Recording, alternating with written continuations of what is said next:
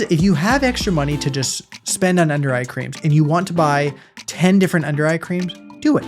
If that makes you happy, do it. If you're the type of person that has allergies, gets puffy under eyes, has filler under your under eyes, and sometimes gets swelling under there, be very cautious. Do not get neurotoxins around your eyes.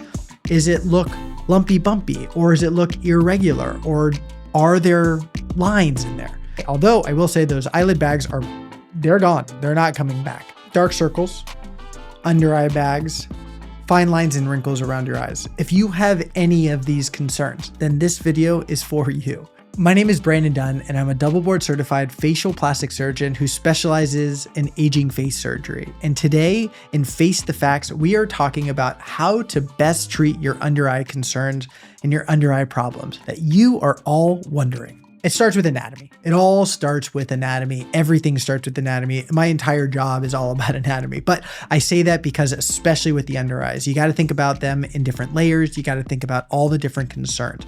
But there are general categories and general concerns that most people have that we're going to talk about so that you can be well informed and well educated so you can make the right decision. First and foremost, under eye creams. Fantastic. It's a multi-billion-dollar industry. Very good at improving hydration, very good at helping a little bit with cell turnover and some mild concerns. But overall, it is not fixing your dark circles. It is not fixing your bags. It doesn't smooth wrinkles. It doesn't do a lot of things. Let me just tell you that. So if you have extra money to just spend on under eye creams and you want to buy 10 different under eye creams, do it. If that makes you happy, do it. But it's probably not going to fix these things that we talked about. So let me tell you just briefly how we treat some of these under eye concerns so that you can make the best decision. Number one, skin quality. That's the top layer. That's the stuff on the surface. That's the stuff that we all see, feel, like, and touch. That's weird.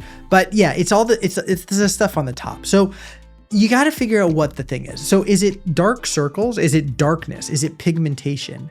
Are they blood vessels underneath the skin that are causing or casting a shadow or a blue hue that's creating darkness under the eyes? Is it the muscle that's coming through a very thin skin envelope? Or is it texture? Is it look lumpy bumpy? Or does it look irregular? Or are there lines in there? If it is the skin, the most common thing is you do need to do things that are going to improve the skin quality. Lasers are probably one of the best things to improve the skin quality under your eyes.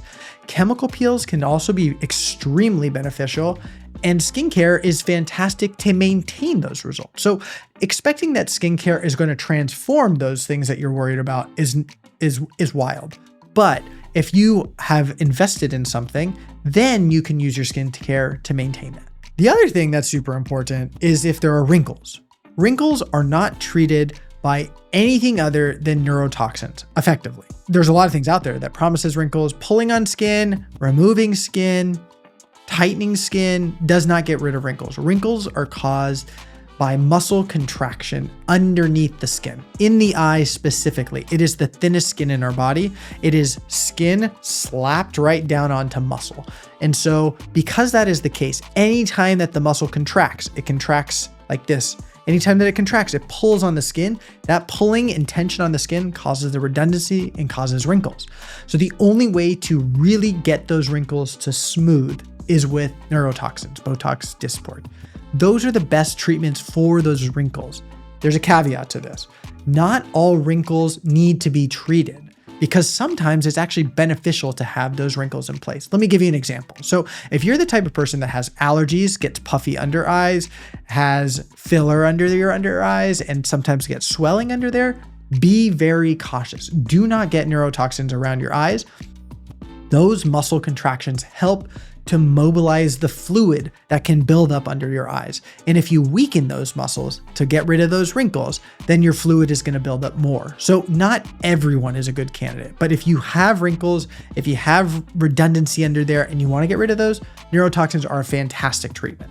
Next up is puffiness or hollows or hills and valleys and shadows and contours. And that's most of the time caused by under eye bags.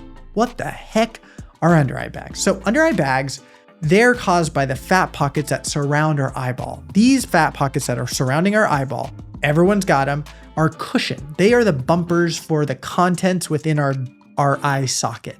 So they're the contents for the muscles, the nerves, and the eyeball itself. And that is so that nothing is kind of bouncing around when we're going through our daily activities.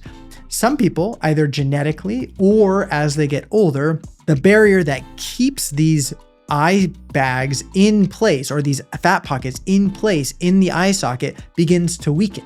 And that weakening causes things to pooch out a little bit. And so when you get that pooching, that's what creates eye bags, under eye bags. They are normal fat pockets that surround our eye that pooch forward, that create a hill. And when you have a hill, you have a valley. And when you have a valley, you have shadows, you have darkness, you have contours that are not as ideal. And so those are the under eye bags, the hills and valleys that we are treating. There's a lot of different things that we can do, or a lot of different things that people will offer. Crazy things using like face tight or energy-based devices or RF microneedling or like crazy amounts of filler. Those, don't do those things. Please do not do those things. Yes, they will work 1 out of 100, 1 out of 1,000,000, 1 out of 1,000,000,000, but it's not going to work for everyone. It creates a lot of scar tissue. There's a lot of variability. They are very expensive treatments, and it just doesn't have the predictability. I know you're trying to find a loophole and you're trying to find a workaround, but really you have to think about surgery when you have true under eye bags. If the under eye bags are early and they're very mild, subtle amounts of filler can be beneficial in this area to create a camouflage in the valley. A little bit of filler, small amounts of filler, can be placed subtly right underneath in the trough of that hill and valley to help improve the contour and definition. There are so many things that you need to think about when you're doing filler, but yes, they can be done. If you have more advanced changing of your under eyes and more noticeable under eye bags, then do not waste your time, money, and energy on these non-surgical treatments. Do not, please do not. You're going to be disappointed. It's going to make surgery more complicated and just going to not move the needle anywhere. So the procedure for your lower eyelid bags is called a lower eyelid blepharoplasty. This is frequently paired with either fat grafting or fat repositioning. The repositioning is when we move the fat pockets from the eyelid into the cheek underneath all of the tissue. Fat grafting is taking down that fat, the under eye bags, taking them down a little bit just so it's nice and smooth, and then adding a little bit of volume along that trough so that everything is nice and smooth and the transition is just perfect. So let's say you make the decision to do a procedure. So you've done a lower eyelid blepharoplasty and you've done your Botox and you've done your chemical peels and you've done your lasers and these different types of things. You have to understand that these results need to be maintained. You're going to continue to age. You're going to continue to have aging changes, especially around the eye. Although I will say those eyelid bags they're gone. They're not coming back. These results last years. That's one of the procedure I will say when it comes to aging face surgery that has huge amounts of longevity. But you want to treat the skin. You need to make sure your skin is still going to be maintained and really well treated. So you will need to maintain your neurotoxins, your Botox, your Dysport. You will need to probably do more than one laser treatment. You have to do either multiple chemical peels or a couple lasers every once in a while. You got to think about that. And then the other thing is this nasty, nasty sun. I mean, I love the sun.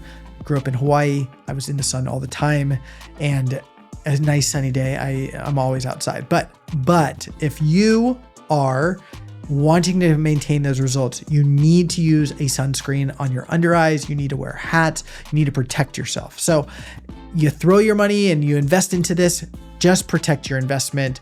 Make sure that you do all of these things to get the best results. And that's how you treat your under eye concerns. So hopefully that was a lot of information, because it was a lot for me. But I think that at least is a nice start for you to begin to understand how to treat your under eye concerns. It's not an exhaustive list. There's many other things. So if you have questions, if I didn't touch on something that you're bothered by or you're concerned about, leave it in the comments. I will create other videos about that, and we can get into more details about this. Otherwise, I'll see you next time at Face the Facts.